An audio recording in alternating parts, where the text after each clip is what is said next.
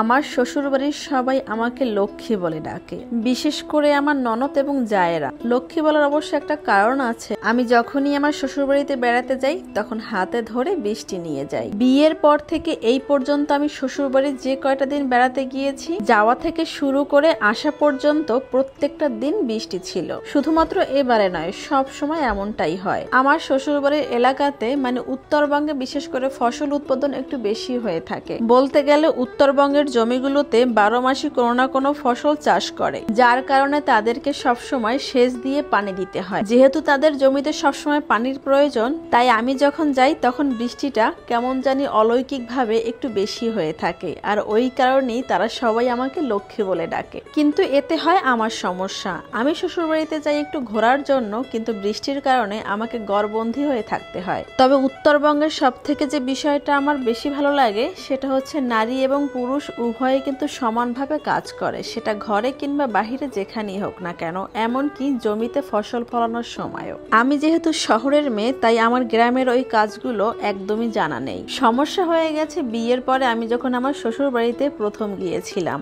আমার শ্বশুরের গ্রামের বাড়িতে 100 বিঘার উপরে জমি আছে, যার সবগুলোই আমার ননদ, দেবর, ভাসুর এবং আমার স্বামী সহ ভাগ বাটোয়ারা করে নিয়েছে। এখন যার যার জমির দেখাশোনা বা ফলনগুলো তারা নিজেরাই করে থাকেন। যেহেতু উত্তরবঙ্গের নারী এবং পুরুষ কাজের কোনো ভেদাভেদ নেই, সেহেতু যার যার জমির কাজ সেই করে থাকেন। যদি তার ঘরে কোনো পুরুষের সংখ্যা বেশি থাকে তাহলে পুরুষরা করে থাকেন, এবং যদি কোনো ঘরে পুরুষের সংখ্যা কম থাকে তাহলে নারী এবং পুরুষ উভয়ই করে থাকে। কিন্তু আমি তো ফসলের কাজগুলো পারি না, তাই যার কারণে অনেক সময় ফসলের সিজনে আমাদের জমিগুলো ফাঁকাই পড়ে থাকে। আমার হাজবেন্ড যেহেতু চাকরির সুবাদে ঢাকাতে থাকে, তাই তারও ওই জমির কাজগুলো করাটা প্রায় অসম্ভব।